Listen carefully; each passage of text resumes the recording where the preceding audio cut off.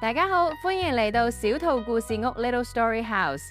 每到農曆新年，啲人都會貼揮春、掛紅燈籠、放炮仗。你有冇諗過呢啲習俗係點樣開始嘅呢？一齊聽下呢個關於勇氣與智慧嘅傳說啦。高山下有個溫暖嘅小村莊，每到冬天，家家戶戶都準備迎接新嘅一年。村裏面有個勇敢嘅小男孩，叫做阿樂。但係村莊有個秘密，當天氣最凍嘅嗰一晚，深山入邊會出現一隻叫蓮嘅怪獸。當佢又餓又凍，就會落山揾嘢食啦。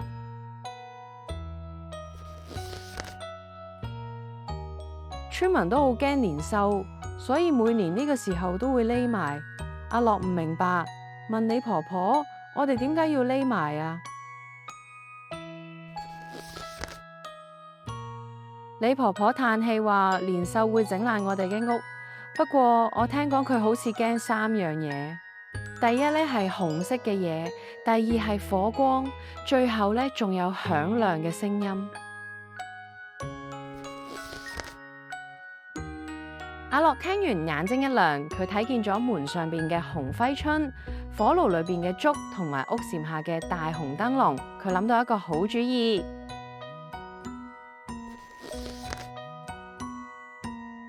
夜晚來臨，蓮獸咆哮住走入空無一人嘅村莊，佢正準備搗亂，但突然停低咗腳步。阿樂着住紅色衫衝咗出嚟，佢用力敲打鍋蓋，發出鏗鏘嘅巨響。蓮獸被紅色同埋噪音嚇得節節後退。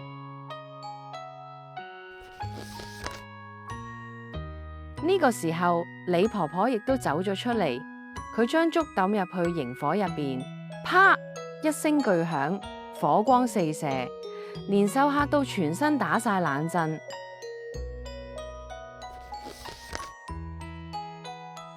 村民睇見咗，鼓起勇氣跑出嚟，佢哋點着燈籠，掛上紅布，一齊敲鑼打鼓，成個村莊瞬間變得又紅又亮，熱鬧非凡。